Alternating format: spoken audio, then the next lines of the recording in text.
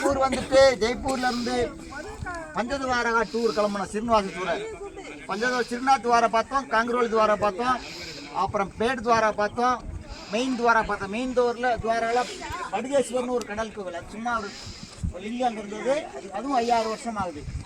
அதுக்கப்புறம் இன்னைக்கு ஒரு கங்கேஸ்வர் கடல் கோவில் ஒன்று பார்த்தோம். இப்போ நிஷ்கலங்க மகாதேவ் கோயில்.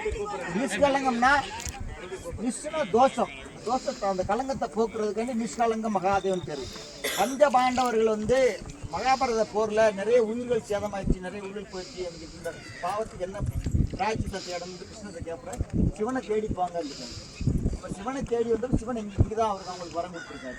இந்த இடத்துல வந்து எனக்கு பூஜை செய்யுங்க, இந்த உங்களுடைய பாவமெல்லாம் அதுக்கு ஒரு பிராய்ச்சித்தம் ஆயிரும் அப்படின்னு சொல்லி இந்த பஞ்ச பாண்டவர்கள் வந்து இங்கே 5 லிங்கங்கள் வச்சு யார் தர்மர், பீமர், அர்ஜுனர், நகுலன், சகாதேவன் 5 பேரும் இங்கே வந்து இந்த பூஜை செஞ்சு அந்த கலங்கத்தை நிவர்த்தி பண்ணாங்க. அதனால தான் இங்கே பேர் நிஷ்கலங்க மகாதேவ்.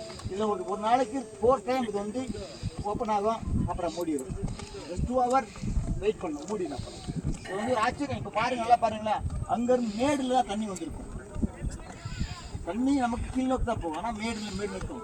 அங்கேருந்து பார்த்தீங்கன்னா உங்களுக்கு தெரியும். மேல் நோக்கி பூ போட்டோம்னா அப்படியே வந்துட்டே இருக்கும். சரிங்களா?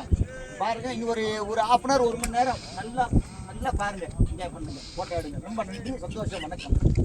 வணக்கம் யூடியூப் அவர்களுக்கு வணக்கம். ग्रुप फोटो तो ले ला 20 वाला